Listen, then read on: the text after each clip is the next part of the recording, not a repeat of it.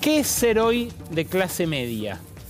¿Cuánto queda del conjunto de deseos, aspiraciones, inquietudes, esperanzas que representó ser de clase media en la Argentina durante casi un siglo, diría yo? La clase media está bajo ataque y en peligro de extinción. Repasábamos la semana pasada los números del INDEC relativos a la pobreza, una pobreza en la cual ya se hundió una parte mayor a la mitad de la población argentina. Esos 25 millones de personas que le sobran a la Argentina de Milei incorporaron a 5.300.000 personas más desde que asumió el presidente. Era gente de clase media, que en algunos casos sigue autopercibiéndose así, pero cuyo universo simbólico y sobre todo material se redujo al calor del ajuste de estos 10 meses. Vamos a hablar primero de los datos de esta clase media que arrojó el propio INDEC la semana pasada después de la información de la pobreza. Fíjate vos, esto surge de la misma encuesta permanente de hogares de la cual se estiman los niveles de pobreza por ingresos. Ahí está la pirámide con el estrato alto, medio y bajo. El estrato bajo, el 40% inferior, tuvo un ingreso promedio por persona en el segundo trimestre del año de 150.000 pesos por mes.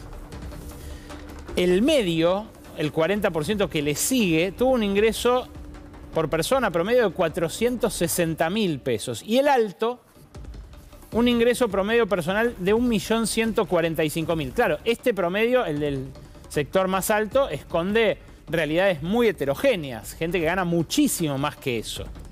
Ahora, fíjate las variaciones. Las variaciones en términos reales que se observan entre el cuarto trimestre del 2023, momento en el que asume Milei, y el segundo de 2024. ¿Quién es el que más pierde ahí? Se nota a simple vista, ¿no? El sector bajo pierde el triple en porcentaje que el sector más acomodado.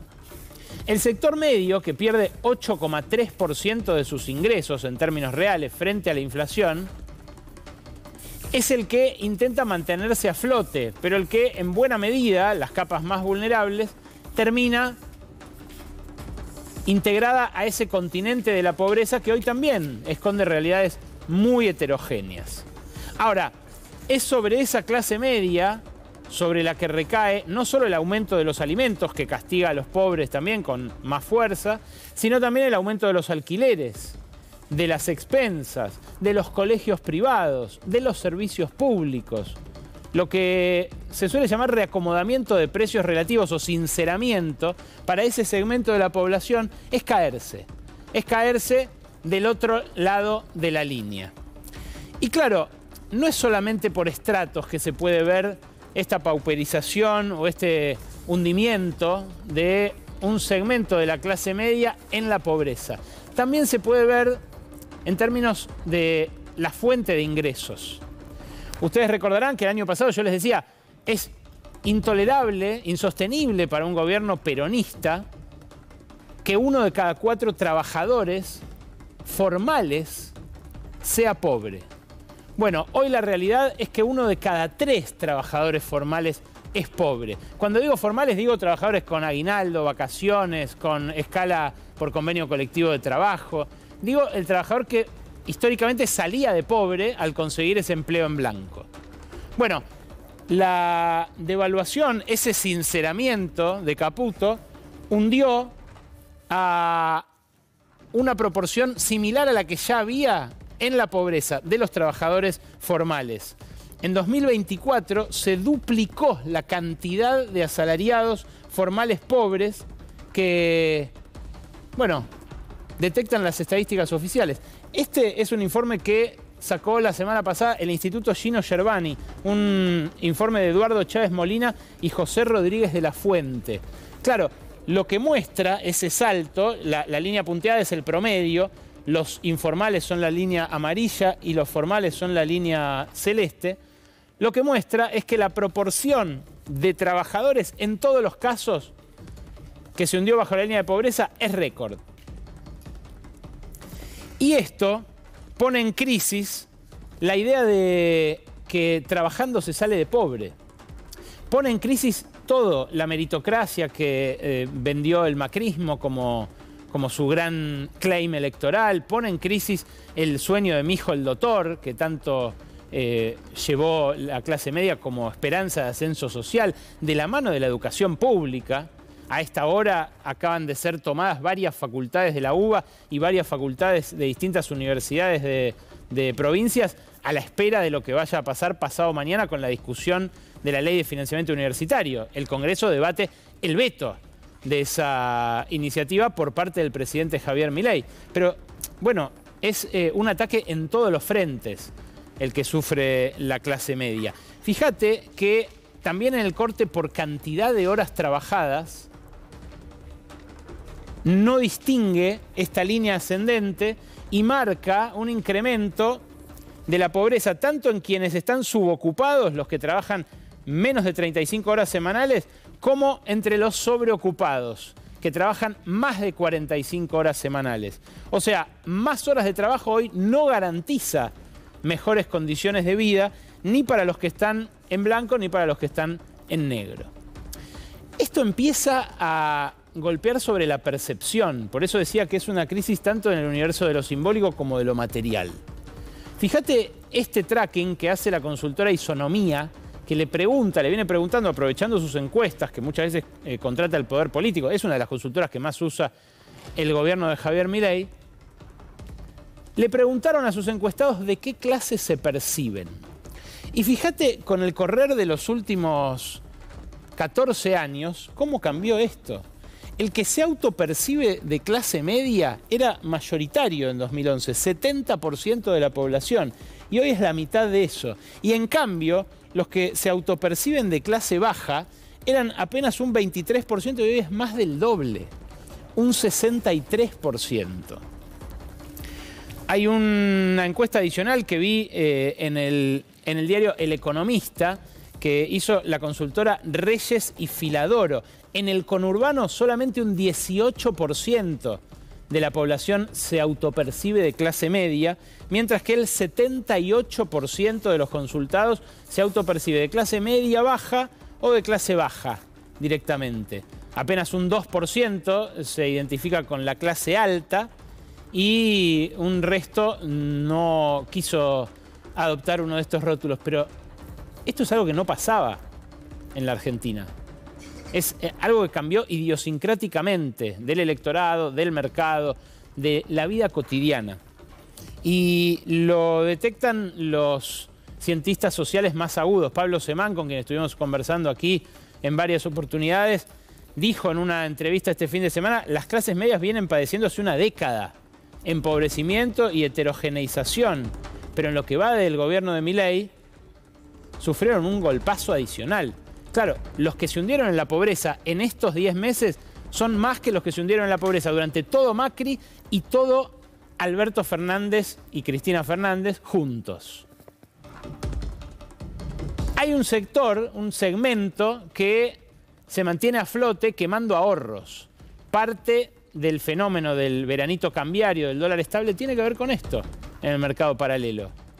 Pero hay otro segmento que no, que se hundió con todo, que perdió el empleo en algunos casos, que se hundió con todo en un continente en el cual no se reconoce, el de la pobreza.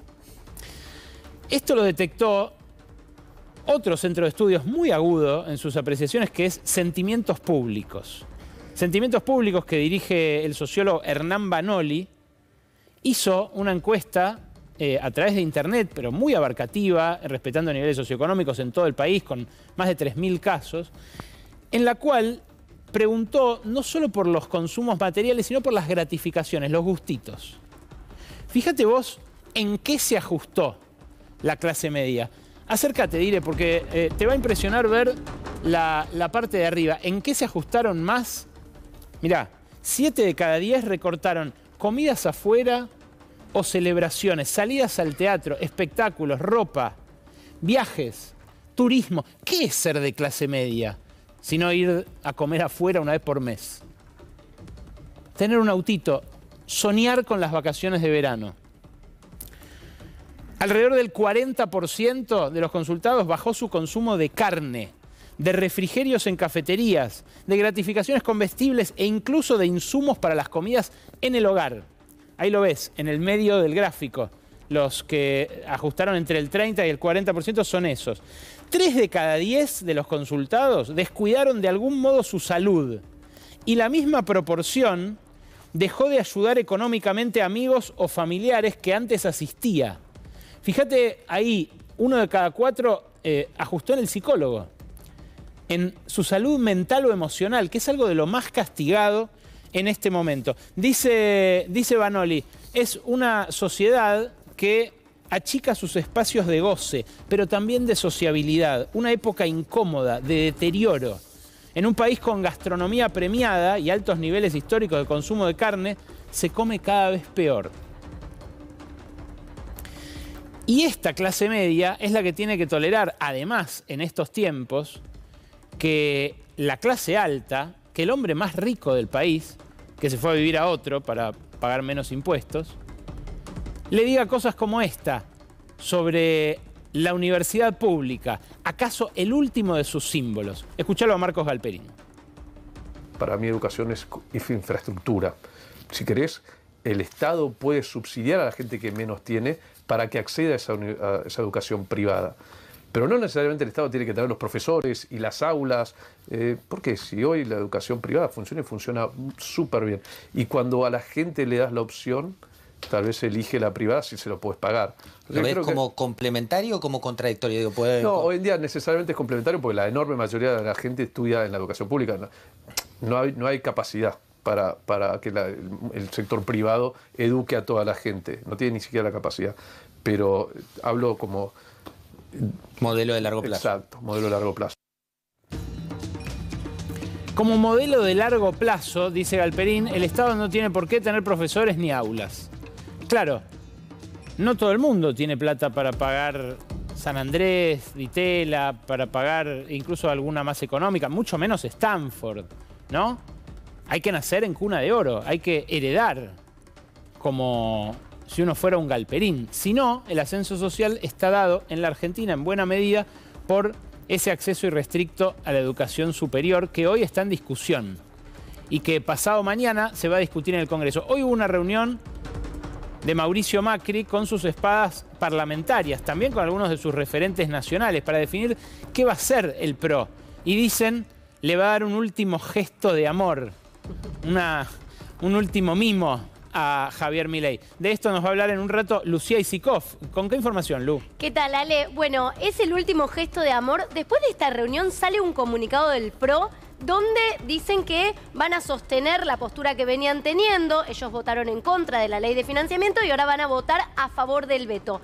Pero ahí hay que mirar muy de cerca esta relación Macri-Milei. Un Macri que despotricó muy fuerte en los últimos días. Como esas parejas, sale que amagan constantemente con separarse, que se pelean, que le dicen a todo su entorno, está todo mal. Bueno, Macri ahora dijo, esta es la última oportunidad. Esto es lo que transmitió a su entorno y después te voy a contar qué cosas está pretendiendo Macri que Milei cambie. Bueno, en un ratito Lucía Isikoff con lo último de esto que está ocurriendo ahora, ¿eh? Como les digo, las tomas son ahora, pasado mañana es el debate en el Congreso y vamos a seguir minuto a minuto esa discusión. Ahora, a caballo del veranito cambiario, de estas jornadas que pasan en las cuales el dólar baja, en las cuales vuelve a mesetarse el riesgo país, todavía altísimo, pero por lo menos por debajo de los 1.500 puntos con los cuales estuvo coqueteando hace 2-3 semanas, se empieza a generar un movimiento. Y hay gente que, por ejemplo, compra y vende inmuebles. Las ventas de inmuebles en agosto en la ciudad de Buenos Aires, ahí la tenés, fueron récord en 6 años. Es una escalerita que, claro, viene de niveles bajos, pero que no deja de incrementarse desde que asume Milei y llega a esas 5.300 operaciones en el mes de agosto. Me dicen que en septiembre fue mayor todavía, una cifra que todavía el Colegio de Escribanos no difundió. Ahora, ¿se está reactivando todo el mercado inmobiliario?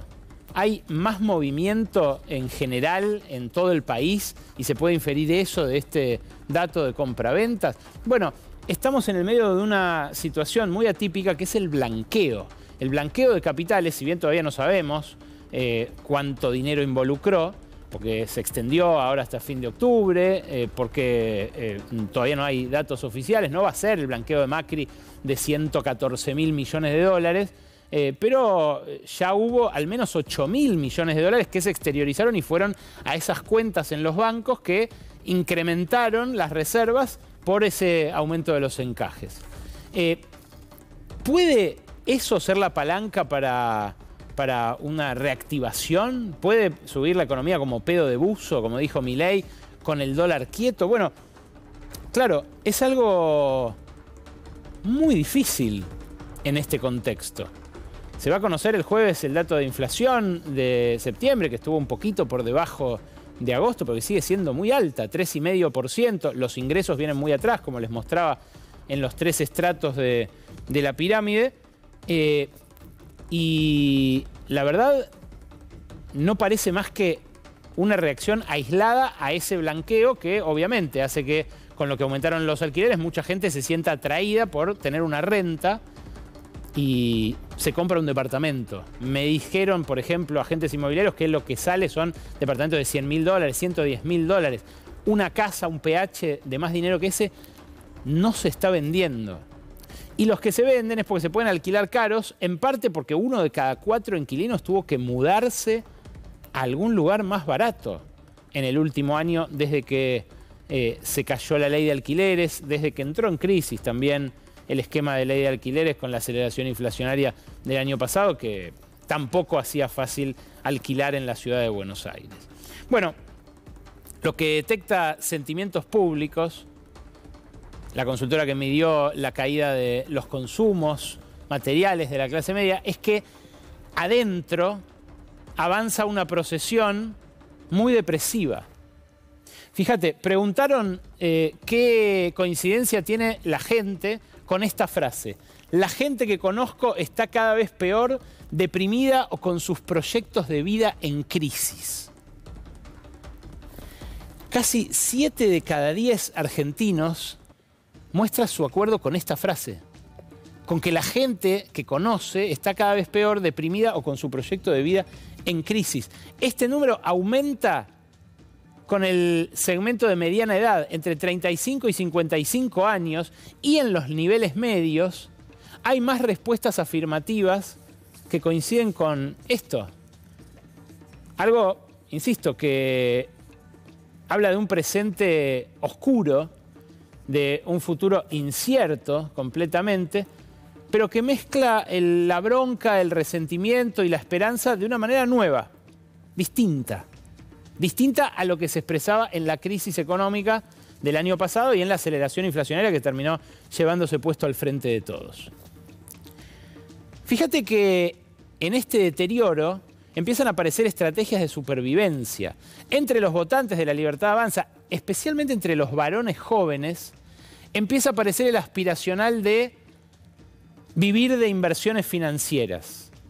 No es casual que aparezcan cosas como la que apareció en San Pedro, fenómenos de masivas estafas piramidales en las cuales la gente cae porque quiere creer. Y fíjate este especial punto que hace esta encuesta.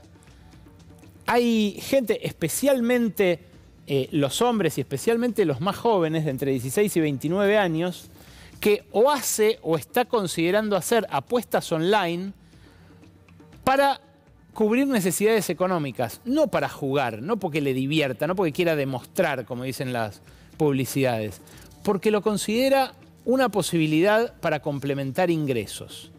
Esto, por supuesto, que acarrea un cúmulo de problemáticas adicionales de todo tipo, además de la ludopatía. Problemas sociales, problemas que surgen cuando alguien se endeuda y no puede pagar. Bueno, es muy lo de Generación Zoe, muy lo de San Pedro, muy lo del propio Milei yendo a estos lugares a promocionarlos antes de ser electo. Fíjate que es tan contradictoria la situación que la propia clase media tiene aspiraciones respecto de Milei que se chocan entre sí. Cuando le preguntan a los encuestados en este estudio, realmente interesantísimo, ¿qué le gustaría que haga Milei? Lo que más respuestas positivas recibe es que les aumente a los jubilados. Casi 7 de cada 10 quieren que les aumente a los jubilados, pero a la vez 6 de cada 10 quieren que baje los impuestos.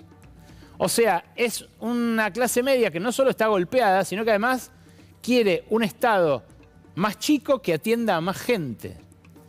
Y claro, es una clase media que tampoco tiene sed de revancha contra los pobres, a la que tampoco le cala tan profundo el que metan presos a todos los piqueteros, pero sí quiere, por ejemplo, que baje la edad de imputabilidad, sí quiere que se renueve la Corte Suprema.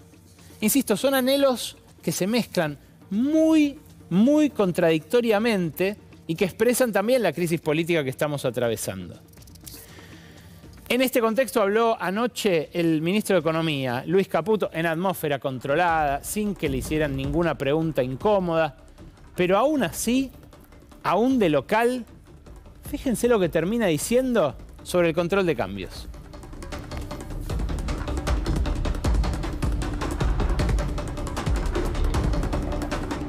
Nadie. Son tipos que vienen a invertir por 10 o 20 años o 30 años.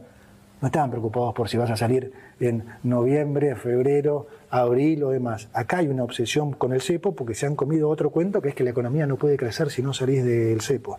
O sea, otro cuento, alguien lo dijo y lo tomaron, ¿no? O sea, tenés el caso de China, que tiene cepo y crece a 2 dígitos hace no sé cuántos años. Entonces, ahora alguien les hizo creer eso y todos repiten, no pueden salir, no crecen si no tienen cepo. Bueno, nada, son cosas que, ya te digo, nosotros las vamos a hacer prolijamente, como corresponde. Qué loco, ¿no? Hay que vivir un momento como este de un Luis Caputo reivindicando el control de capitales. Claro, podría haberlo hecho cualquier economista heterodoxo, podría haberlo hecho cualquiera de los mandriles, como dice Milei, pero no. Lo hace el ministro de Economía de la ultraderecha, el ministro de Economía de los que venían a liberar completamente todas las ataduras para el capital. ¿Y qué ejemplo pone Caputo? China. Es alucinante. La China comunista con la cual Milei no iba a hacer negocios hasta hace apenas 10 días y que de repente anunció va a viajar a conocer, va a ir Karina Milei ahora a la feria de Shanghái en noviembre. La pone como ejemplo Caputo de crecimiento con control de capitales. Claro, no es alguien que lo hace azarosamente. Caputo defiende su política económica, una política económica que le está valiendo cada vez más críticas de los sectores ortodoxos. De hecho, hoy, alguien que criticó la continuidad del cepo cambiario, del control de capitales, fue Domingo Cavallo, quien Milei decía fue el mejor ministro de Economía de toda la historia. Bueno, Cavallo escribió en su blog que va a ser necesario que funcione un mercado cambiario y financiero libre, sin restricciones al movimiento de capitales, y que el reajuste, además dijo, el reajuste de precios relativos tiene que completarse en este último trimestre del año. Es decir, hay que aumentar las tarifas, no hay que demorarlo más como viene haciendo Caputo para mostrar que baja el índice de inflación. ¿Por qué? Dice Cavallo, dice, bueno, si no, las previsiones de inflación para el año que viene van a ser cualquier cosa. Y va a terminar pasando lo que dijo el economista jefe del Instituto de Finanzas Internacionales, Robin Brooks. El Instituto de Finanzas Internacionales reúne a los mayores bancos de Wall Street. Y dijo algo lógico. De la pandemia para acá, una de las monedas que más se revaluó en el mundo es el peso argentino, que emite un banco central sin reservas, con reservas netas negativas. La que más se devaluó en el mundo, de las que más se devaluó en el mundo, es el real brasileño. Una economía está al lado de la otra. Tanto más productivos nos hicimos en un año y pico los argentinos que nuestra moneda se recontra revaluó y la de Brasil se recontra devaluó. O lo que va a terminar pasando es que en el verano se van a llenar de argentinos las playas brasileñas y se le va a hacer un agujero adicional al Banco Central por la salida de dólares por turismo. Digo porque ya en septiembre la balanza comercial con Brasil volvió a dar negativa y fuerte. A pesar de que por la recesión machaza que estamos sufriendo, las importaciones de todo lo que se importa de Brasil, básicamente insumos y máquinas para la industria, han caído abruptamente. Bueno, si hay una recuperación, si hay ese pedo de uso, como dice Milei, ¿no haría falta importar más? ¿No se generaría un problema para el Banco Central que no tiene reservas? Bueno, eso es lo que dice Cavallo. Eso es lo que intenta desmentir Caputo cuando hace su propuesta de crecimiento a la China en un contexto de, bueno, la libertad avanza. No es solo Cavallo el que cuestiona el rumbo de Milei, también lo cuestionan los gurúes que él admira. Esta semana que pasó dio una conferencia Hans Hermann Hoppe, un libertario de renombre que varias veces Milei dijo es su norte, junto con Murray Rothbard, a quien conoció personalmente. Y este hombre, el austríaco Hans Hoppe, que dio la conferencia en inglés, dijo que por algo, la casta no le tiene tanto miedo. Escuchá. He is not considered to be a threat by the elites, because in foreign policy he is just a nice boy following along the main lines. Es un buen chico, dice Hans Hoppe, casi como el gatito mimoso que le tiró Miriam Bregman en el debate. Ahora, dice más, ¿por qué lo eligieron a Milei? Él dice, no es porque sea uno de los nuestros, un libertario. Lo corre todo el tiempo por derecha. Dice, no se animó a hacer todo lo que decía en campaña. Ahora, ¿por qué lo eligieron? Escucha la caracterización.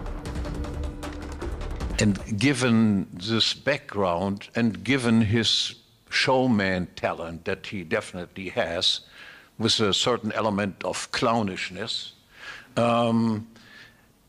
his victory had very little to do, in my assessment, with Argentinians understanding any of that. Argentines are just as stupid or smart as Germans, Englishmen, Americans, and so forth. Eso de payaso que tiene Milei, dice Hans Hermann Hoppe, es lo que resultó atractivo para una sociedad que lo que quería era un cambio. Lo que pedía era que se terminara la tortura de la inflación. Pero dice, si nos atenemos a lo que dicen los autores que Milei cita todo el tiempo, esos que dice que lo van a ayudar a resolver los problemas que empiezan ahora a dar su legitimidad, obviamente, entre quienes lo votaron y entre quienes depositaron esperanzas en él, aún sin haberlo votado. Bueno, si nos atenemos a esas lecturas, lo de él es un desastre. Escuchá la conclusión que saca. But from the point of view of an anarcho-capitalist, which he claims is his philosophical conviction, he is, of course, a disaster. And I cannot agree with making him, well, among libertarian circles, turning him into some sort of hero. He is not a hero. No es un héroe, dice este referente internacional de las ideas que Milei propugna. Es algo que esa clase media que se está cayendo ya sabía, pero que empieza también a escorar esa esperanza que encendió en la élite, en esa élite que él dice combatir, pero que, como dice este mentor y gurú, lo considera un buen chico.